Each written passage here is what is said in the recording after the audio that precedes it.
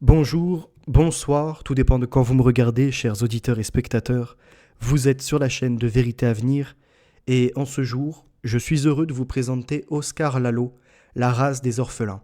Un livre dont je vous ai parlé récemment, qui est en quatrième de couverture, nous inscrit une femme du nom de Hildegard Müller, mais qui n'est plus bien sûre de son identité par cette mémoire effacée qui devient gênante, ignorée et parfois insultée. Le livre commence par quelques citations et au tout début, il est dédicacé quelque part à son père.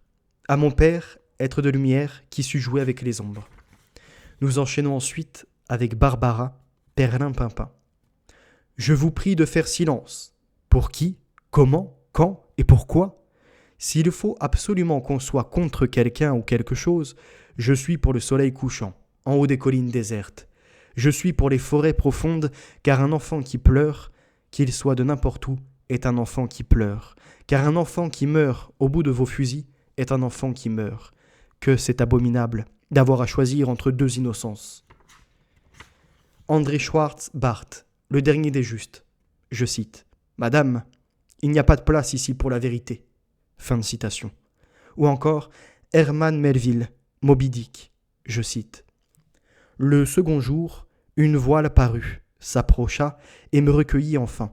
C'était la Rachel à la course errante. Ayant rebroussé chemin pour continuer de chercher ses enfants perdus, elle ne trouva qu'un autre orphelin. Fin de citation.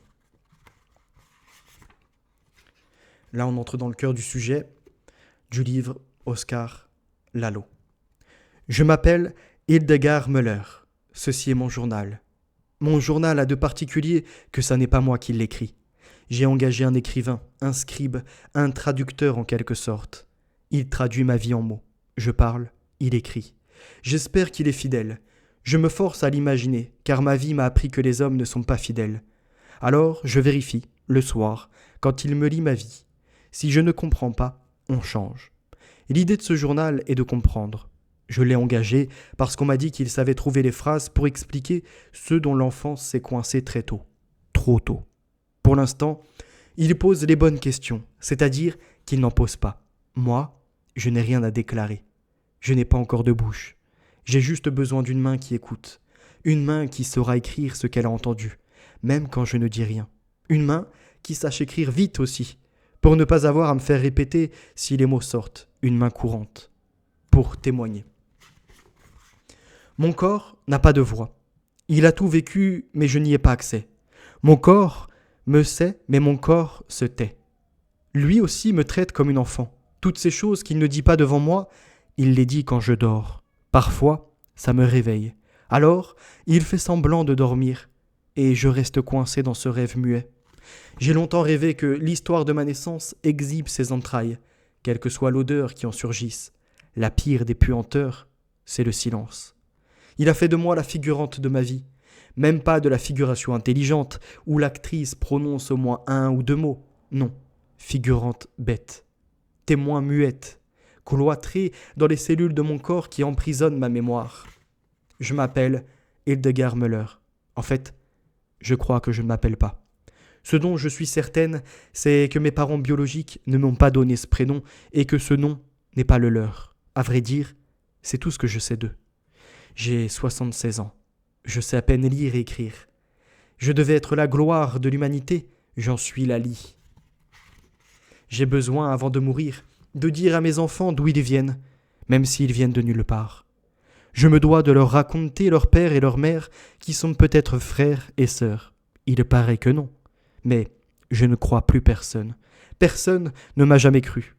Mon enquête est singulière. Elle patine et me piétine. À chaque fois que je trouve un indice, au lieu de progresser vers la lumière, je m'enfonce dans une nouvelle obscurité. À chaque fois que je crois enfin avoir compris comment j'ai vu le jour, je me prends une succession de nuits. Mes 1001 nuits, c'est pas un conte. Pourtant, j'ai besoin de cracher ma vie irracontable. Je l'ai en travers de la gorge. J'ai demandé à un libraire le nom d'un écrivain qui sache traduire les silences et les nuits. Il m'a parlé d'un Suisse, un conteur. Manque de peau, c'est un Suisse roman. Pour moi qui croyais que tous les Suisses parlaient allemand, Lui le parle mal. Ça m'a énervé au début. Après, j'étais contente. Pendant qu'il cherche ses mots, moi j'ai du temps pour aller chercher les miens. Ils viennent de tellement loin. J'appelle mon scribe suisse mon SS. J'ai besoin qu'il soit un monstre froid, une machine. J'appuie sur play et sa main bouge. Un piano mécanique. Sans musique, un piano à mots. Je mélodise. Il harmonise. Il accompagne mon filet de voix. Il me fait résonner. J'appelle mon scribe suisse mon SS. J'ai besoin de le redire pour ne pas m'attacher. Je ne veux pas m'attacher. Je pourrais. Il me respecte. Il me sourit parfois. Comme de la lumière dans ma cave, je n'ai pas l'habitude. Je m'appelle Hildegard Müller. Ceci est mon journal. Il y a eu le journal d'Anne Frank et maintenant, il y a le journal d'Hildegard Müller. On me l'a lu, le sien. Nous parlons de la même chose. Nous sommes toutes les deux des enfants victimes du Troisième Reich. Anne Frank, écrivain hollandais. Mon scribe écrit en français. Il y a quelque chose d'insoutenable à écrire en allemand. Je dois m'accoucher ailleurs. Le suisse roman, c'est bien. Du français plus neutre. Mon scribe est là pour me traduire, pas pour m'écrire. Je ne veux pas être son personnage, surtout pas un personnage de fiction. Un personnage de fiction est là pour faire rêver ou pour faire peur. J'ai eu trop peur dans ma langue paternelle. Je ne veux plus rêver en allemand. Je veux que mon scribe me traduise en vous, qu'à un moment donné, vous vous disiez « j'aurais pu être elle ».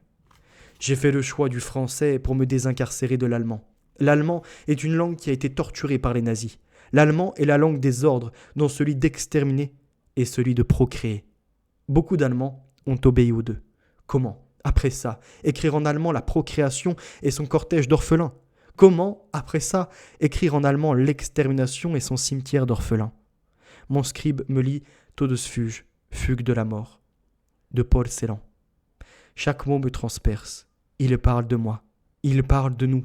Margaret, c'est moi. Sulamis, c'est Anne Frank. Les noirs de l'aube, nous te buvons la nuit. Te buvons à midi et le matin, nous te buvons le soir. Nous buvons et buvons. Un homme habite la maison. Margaret, tes cheveux d'or, tes cheveux cendres, Sulamis, il joue avec les serpents. Il crie, jouez plus douce la mort est un maître. D'Allemagne, il crie, plus sombre les archets et votre fumée montera vers le ciel. Vous aurez une tombe, alors dans les nuages où l'on n'est pas serré. Ma petite enfance est un nuage de cendres qui me cache le soleil. La blancheur de mon nuage ne sera jamais blanche. Elle sera toujours vert de gris. Sa consistance jamais cotonneuse. Elle sera toujours fumée. Le vert de gris est toxique. Mon nuage vert de gris plane au-dessus de ma tête où que je sois. Il est gonflé de toutes les larmes de ceux que j'étais censé remplacer. Mon nuage n'a jamais cessé de pleurer sur moi. Ces 6 millions de larmes ne cessent de me noyer. Ma petite enfance est un nuage de cendres qui me cache le soleil. Le mur du silence aussi. Il continue de pousser autour de moi. Il justifie ma part d'ombre, me plonge dans l'obscurité de ma naissance, m'empêche de voir le jour où j'ai vu le jour, me fige dans le béton de mon éternelle culpabilité. Un béton armé par le Reich, son armature m'étouffe. J'ai vu tomber le mur de Berlin, mais mon mur du silence, il est toujours debout. Sur le mur du silence, l'écriture est ma nécessité. Mais je sais à peine écrire. D'où mon scribe. Le premier jour, racontez-moi votre vie. Je lui réponds, je peux vous raconter ma non-vie. Alors, on ne suivra aucun plan. Pour une Allemande, un plan, c'est rassurant. Comment on va s'y prendre? Il me répond, c'est un état. Il cite Louis Jouvet.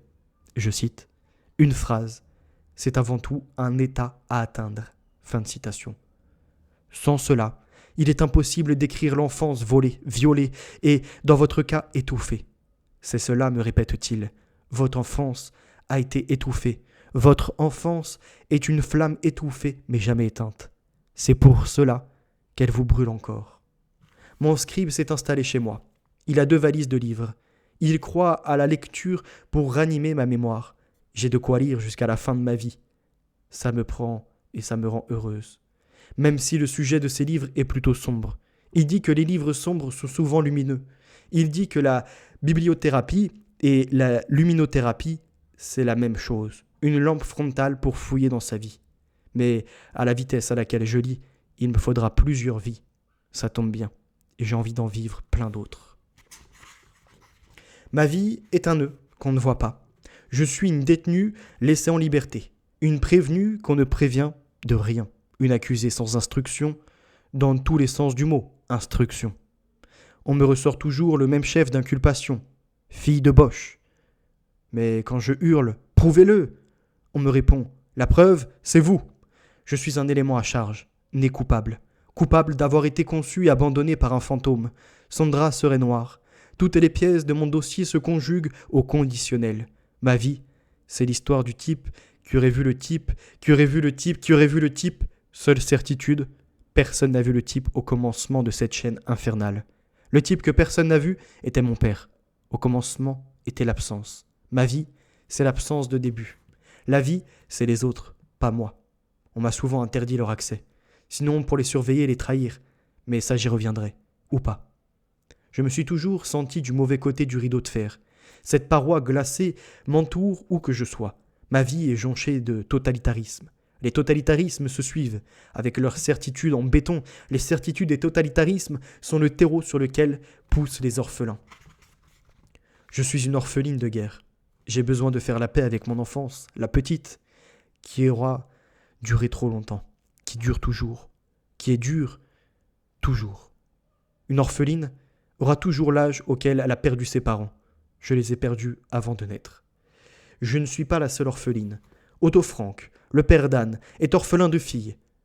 De filles, avec deux filles S. Margot aussi a été assassinée. Orphelin de femmes. Edith aussi assassinée. Orphelin d'amis, Hermann, Patronella, Peter et Albert, tous assassinés. Il se remariera avec Fritzi, une déportée d'Auschwitz, orpheline de mari et de fils. Les orphelins s'unissent parfois. Ils s'agrippent le cœur, imbibés de leur solitude que parfois personne ne comprend. Ils se savent, les orphelins, ils se boivent, ils se goûtent à gouttes. C'est leur bouche à bouche, leur survie, la rosée de l'amour, quand on n'y croyait plus. L'amour entre ennemis, ça donne des bébés sales. Comme l'argent sale, après, il faut les blanchir. À chaque guerre, ses enfants traîtres. Wehrmachtkinder, en Allemagne, Kriegsbarn, enfant de guerre, Tixbarna, né d'Allemand, ou Tixkungar, enfant de Bosch en Norvège, Boudoy, poussière de vie au Vietnam. Mal vu de donner la vie par tant de morts, inexcusable de naître traître, mortel d'aimer son ennemi, issu de parents interdits, on est orphelin. On est orphelin. Frappé du sceau de la trahison, je suis une orpheline dont les parents sont restés les lettres mortes. Les mots ne peuvent pas vivre avec les lettres mortes. Accident de la route, cancer, mauvaise chute. Je veux bien être orpheline à cause de ça. Orpheline comme tout le monde, orpheline par la malchance, par hasard, par maladie. Un malheur se sera abattu sur mes parents et on me plaindrait. Un malheur cohérent. Ça fait du bien la cohérence. Même dans le malheur. Surtout dans le malheur. Être orpheline de parents vivants, c'est pas cohérent. Pas cohérent d'avoir été pouponné par des bourreaux, je l'ai été. Par le pire d'entre eux, Himmler. On avait droit aux meilleurs soins. Les meilleurs soins selon Himmler. C'est une infirmière après qu'on nous a arraché notre mère. Un plat protéiné dont il composait lui-même le menu. L'industrialisation de notre éducation. La rationalisation de cette industrie du bébé parfait. De l'amour mesurable, quantifiable, identifiable, un amour théorique, un oxymore. Peu de lignes par page. Déjà un miracle qu'il y ait ces mots sur ces pages que vous tenez entre vos mains. Vous auriez pu tenir du vide. Mon histoire n'a pas de début, pas de chapitre non plus. J'ai perdu mon enfance, ma vie, ce vide. Quand mes juges m'ouvrent, ils ne voient pas le blanc de ma page. Ils voient du gris, du vert de gris. Ils voient les pages les plus sombres de l'histoire. Peu de lignes par page pour aérer ces histoires et cette histoire qui m'étouffe. Pour qu'on arrête de me regarder avec des lunettes teintées, enlevez-les. Et vous verrez que je n'ai jamais porté l'uniforme de mon père. Je n'ai jamais porté que son absence. Alors qui écrit ce livre ? Quand je le lui demande, mon scribe ne répond pas « c'est vous ». Il dit juste « ça n'est pas moi ». Je sais que ça n'est pas moi non plus. Seule certitude, mon histoire est une histoire dont l'absence est le personnage principal, à tous les étages. Son narrateur est d'une nouvelle espèce, omniscient mais silencieux, omniprésent mais invisible, comme mon père. J'ai essayé de faire J'essaie de dessiner mon père. J'ai commencé par l'uniforme pour faire le corps et la casquette pour faire la tête.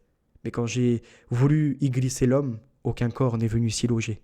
Je n'ai ni père, ni image de père. J'ai pris un scribe pour m'aider à travailler ma mémoire, mais ma mémoire boude. Je crois qu'elle fait la gueule de mon père, à jamais bouclée. Ce SS m'a laissé sans voix. Il m'arrive, parfois, d'entendre l'écho du silence de ma voix, la voix de ma naissance. Elle ne pouvait être qu'un cri, une animalité, un gémissement, l'écho du gémissement de ma mère quand on nous a disloqués. Dans la vie, on met tout en œuvre pour réussir son avenir. Dans ce journal, je mets tout en œuvre pour réussir mon passé. Pour survivre à ma naissance, je me dois d'écrire mon passé, de m'écrire au passé, sans que ce passé soit inconditionnel. Je m'inventerai bien un passé, on ne sait jamais. Comme tout est faux dans ma vie, tout pourrait être vrai. Je m'inventerai bien un passé, mais à chaque fois que j'essaye, je tombe dans les trous de ma mémoire. Vos trous de mémoire, me dit mon scribe, ne nous laissent pas d'autre choix qu'une écriture physique. Je dois labourer de ma plume le sillon de votre naissance dans une terre maternelle sans substrat. Dites ce qui vient. On va s'en remettre à vos mots. Si les mots se refusent, nous frotterons vos lettres pour en faire jaillir l'étincelle qui réchauffe et qui éclaire. À défaut de lettres, on ne fera rien. Votre naissance comme un objet perdu. On ne la retrouvera qu'en ne la cherchant plus. Je suis né à phrase avortée. Ça commence mal. Ça, c'est ma naissance. Je ne sais rien de ça, de cela. Enfin, cela n'est pas tout à fait exact. Ce CCDIA, c'est encore ma naissance. Rien dans ma vie n'est exact. À commencer par ma naissance, un événement approximatif, incertain, planifié, étatique, absurde, honteux. Je serais né dans une maternité SS, à Limbersborn, Lebensborn, je ne sais pas lesquels. Il en aurait existé 34 pendant la Seconde Guerre mondiale, dont 9 en Norvège, où ma mère aurait accouché. On essaye de paraître savante quand on ne sait rien. On a dû accuser ma mère de collaboration horizontale. Je me raccroche à une collaboration sentimentale. Des dizaines de milliers de femmes qui ont eu des enfants avec des Allemands ont été tondues, publiquement, trimballées, cortège de la honte. Ceux qui les insultaient leur crachaient dessus, leur arrachaient leurs vêtements. Ils hurlaient cela, même qui s'étaient tus quand on déportait leurs voisins. Proie facile, les femmes n'en finissent jamais de payer les conflits initiés par les hommes. Ou alors, ma mère a été violée. Le viol est une arme de guerre comme une autre. Il laisse moins de traces. Il tue sans la tuer celle qui en est victime. Je suis peut-être une de ces traces. Sinon, on ne m'aurait pas brûlé administrativement. On m'aurait permis de retrouver ma mère. J'en suis convaincu. On a délibérément fait en sorte que je ne puisse jamais retrouver ma mère. On m'a réduite au silence pour m'empêcher d'entendre sa voix. Ce journal est ma tentative de naître par voie orale. Mon journal me ressemble. Il est sans lieu, ni date. Je ne sais ni où, ni quand je suis né. Probablement en 1943. Le registre d'état civil où figurait cette information a été brûlé par les SS le 30 avril 1945. Le suicide d'Adolf Hitler tombe le jour de mon autodafé. Le jour de la mort d'Hitler, les SS ont détruit les informations relatives à ma naissance. Cette chorégraphie mort-vie prélude à mon inexistence. Je suis la fille de... Autre phrase avortée. Ça aussi je l'ignore. Je ne sais rien de mes parents biologiques, à part 2 étiquettes, SS et collabo. Les SS recevaient d'Himmler l'ordre de procréer. Procréer. Ça doit vouloir dire créer professionnellement. Je suis un ordre et un devoir. Les SS obéissent. Obéissaient. Pléonasme. Ordre exécuté pendant une permission, dans un foyer Lebensborn, à l'occasion d'une soirée organisée à cet effet. Le lendemain matin, il retournait tuer. Toujours ce balai mort-vie, vie-mort dans ce cas. C'est à peine si l'on communiquait le nom du prince, pas charmant. Son prénom, parfois, inventé souvent. Je suis fille de SS. C'est écrit sur mon front, c'est cloué dans mon dos. À l'avant, une autre pancarte, collabo. Collabo, ma mère. Je suis une fille sandwich, plaquée par la double infamie de mon ascendance. La tragédie des Lebensborn, c'est à la fois la tragédie de l'hérédité accouplée à la tragédie de l'absence d'hérédité. L'hérédité comme un épouvantail et son absence comme un édredon sans plume. J'étouffe du froid de cette double hérédité. En sus d'être orpheline, fille de SS et de collabo, je suis une femme allemande. On m'a donné beaucoup d'ordres, j'ai beaucoup obéi. Je suis fatigué de recevoir des ordres et fatigué d'obéir. Himmler, le chef de la SS, donnait beaucoup d'ordres. Ma mère a subi son ordre de procréation. On a fait d'elle une collabo. On lui a expliqué qu'elle devait offrir un enfant au Führer. Quand les dictateurs sont ivres de pouvoir, ce sont souvent les femmes qui trinquent. On l'a probablement fait boire. On l'a probablement drogué. Offrir un enfant au Führer, je suis un cadeau empoisonné. 3 options pour ma mère. Jeune Allemande accouplée à un homme sans identité lors de ses fameuses soirées, étrangère engrossée de gré ou de force par un SS, on lui promettait un accouchement en toute discrétion, une question de vie et de mort, ou, femme de SS, tombée enceinte de son amant, on garantissait la même discrétion absolue. La caractéristique principale des enfants Lebensborn est donc de n'avoir été officiellement conçu par personne. Je suis né de cette triple incertitude, date, lieu, parent, inconnu. On ne m'a jamais appelé la petite Müller. Quand on parle de moi, on dit toujours la petite Lebensborn. Pas un nom de famille, Lebensborn. Logique, j'ai pas de famille. Pas un nom propre donc, un nom sale. Je l'ai trop porté. En fait, Lebensborn, c'est un nom générique, un nom pas cher. Comme un médicament qui aurait perdu son nom d'origine, mais un médicament qui ne soigne pas. Non, plutôt un médicament qui rend malade. Des registres ont été retrouvés. Très bien tenu, d'accord, mais pauvre en information. N'y figurait que notre prénom et notre numéro d'immatriculation. Ce numéro était notre chance, mais aucune chance d'y avoir accès en dehors des registres Stenoring 2, qui ont été brûlés. En cas d'adoption, le Reich ne fournissait à notre famille d'accueil qu'un seul document. Il certifiait que nous étions d'ascendance aryenne, c'est tout. C'est tout ce qui intéressait le Troisième Reich et nos deuxièmes parents. On m'a prénommé Hildegard. Je déteste l'initiale de mon prénom. Je préférais ressembler à ça, Hildegard avec un I. Car ils sont plusieurs H à m'avoir éclaboussé du sang de leurs millions de victimes. Hitler, bien sûr, Heinrich Himmler avec son HHSS, responsable de tout, responsable de moi, Reinhard Heydrich, Rudolf S., Rudolf Hoss, le commandant d'Auschwitz, l'être maléfique que le H. Je suis frappé par la similarité de nos destins à Anne Frank et à moi. Comme elle, je suis une victime du Reich. C'est la seule chose dont je suis certaine. Les Juifs obligés de se cacher et les enfants de SS qu'on cache, ça a commencé à peu près à la même époque, bien avant la guerre. La famille Frank débarque à Amsterdam en 1934. Le projet Lebensborn date de 1935. Le sombre projet de remplacer la race inférieure par la race supérieure. La seule race que les SS aient créée est la race des orphelins. Ce projet justifiait tout le reste. Et des millions de morts justifiaient ma naissance. Si on avait demandé à Himmler pourquoi toutes ces atrocités, il aurait répondu « pour elle ». Ma naissance justifiait les millions de morts. Vous comprenez mieux pourquoi on ne veut pas entendre parler de moi, pourquoi on n'a jamais voulu entendre parler de nous. On n'aime pas que les meurtriers se présentent en victimes, même quand ils ne sont pas meurtriers, même quand ils sont victimes. Himmler est responsable de la mort d'Anne Frank et de ma naissance, pas moi. Himmler m'a taché de son sang, et son sang est indélébile. J'ai le sang du monstre plein les mains. Vous feriez quoi à ma place? Comprendre? Essayez de comprendre.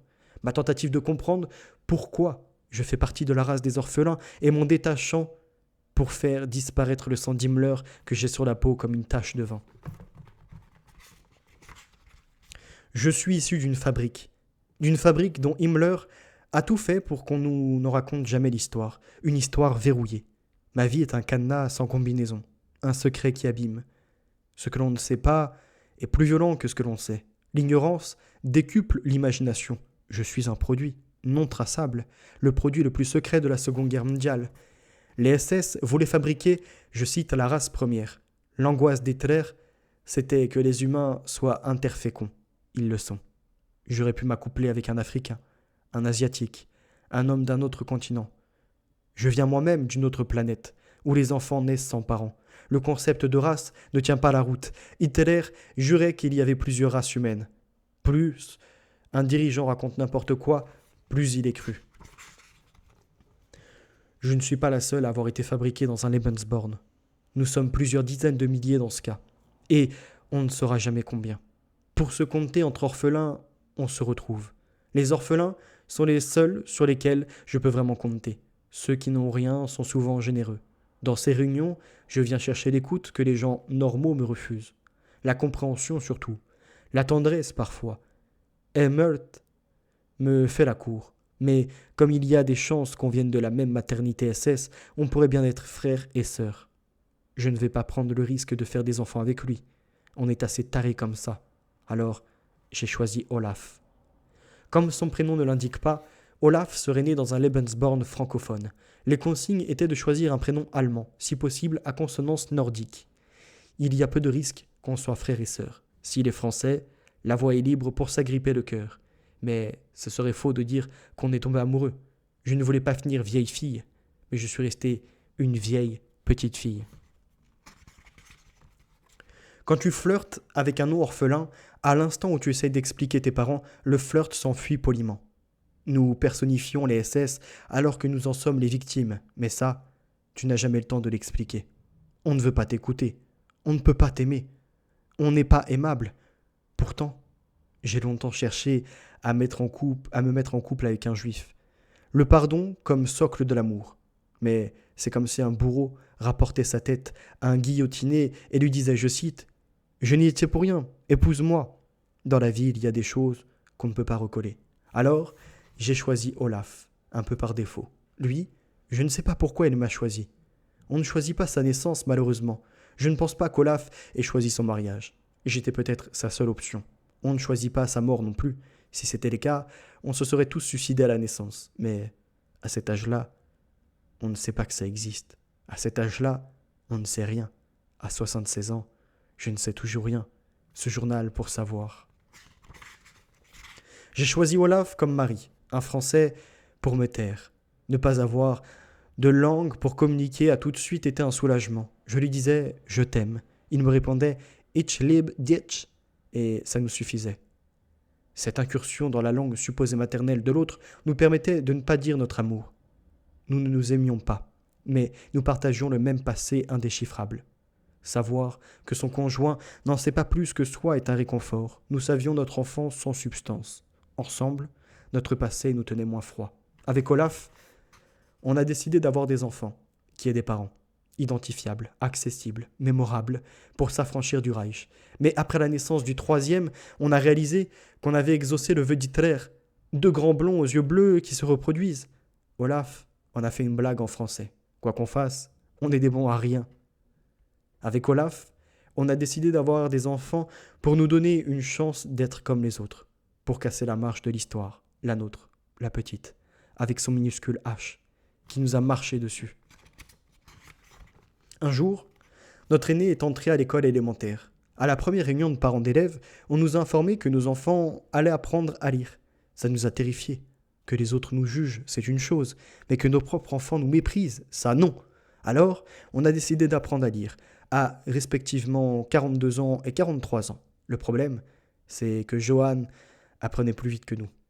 Nous n'avions plus l'âge d'aller à l'école où nous n'avions pas été. L'absence de scolarité est une autre de nos absences, un manque qui bâillonne. On se sent dépossédé de parole à vie, d'où mon scribe. Et encore, sa parole est muette. Elle passe par sa main, et sa main par vos yeux. En me lisant, vous me ressuscitez. Vos yeux me donnent vie. Avant d'expérimenter sur les humains, les supérieurs comme les inférieurs, Hitler a joué à l'apprenti sorcier avec des chiens et des loups. Il voulait créer une race de chiens féroces, mais la gentillesse du chien l'a emporté sur la sauvagerie du loup. Hitler est allé jusqu'au bout de ses idées sordides. Il a ordonné aux SS de dresser ses chiens OGM pour les rendre aussi agressifs qu'eux. Ça a pris un peu de temps. Les SS sont plus faciles à dresser que les chiens.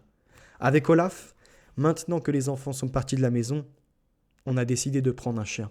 On a cherché lequel était le plus gentil. Une connaissance nous a dit le Golden. Ça sonnait juif, ça nous a plu. On a décidé de ne pas le dresser. On se venge comme on peut. Il ne s'agit pas d'une vengeance, il s'agit de réparer. De nombreux enfants Lebensborn exercent des professions où ils peuvent réparer ceux que la vie a cassés. La vie m'a cassé. C'est plus juste que d'écrire, je cite, « j'ai une vie cassée ». Notre fêlure est antérieure à notre naissance. Être né parfait nous a cassés. Ce livre aurait pu s'intituler, je cite, Le journal d'une surfemme. Cette inhumanité m'a été fatale. Le problème, c'est que le totalitarisme crée un homme de masse. La masse des Allemands et la masse des autres. Je suis une femme de masse. D'essentiel à ma naissance. Je suis devenu superflu moins de 2 ans plus tard. Mon scribe me dit que c'est la définition du totalitarisme, quand l'être humain devient superflu.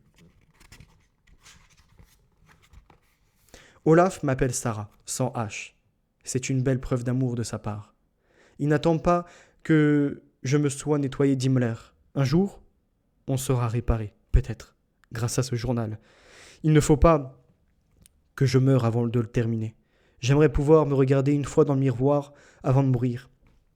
Et n'y plus voir Hildegard, mais Sarah. Hildegard Bernard. On peut naître en se renommant. J'ai cru que j'allais naître en me mariant, que j'allais enfin pouvoir brandir un nom qui fasse sens, le nom de mon mari, devenir une femme comme une autre, la femme d'un autre. Puis Olaf m'a appris que Bernard n'était pas le patronyme de sa mère. Considéré pupille de l'État, la France lui avait attribué un prénom en guise de nom de famille. Pour nous, on devait orthographier nom de famille. De famille, non.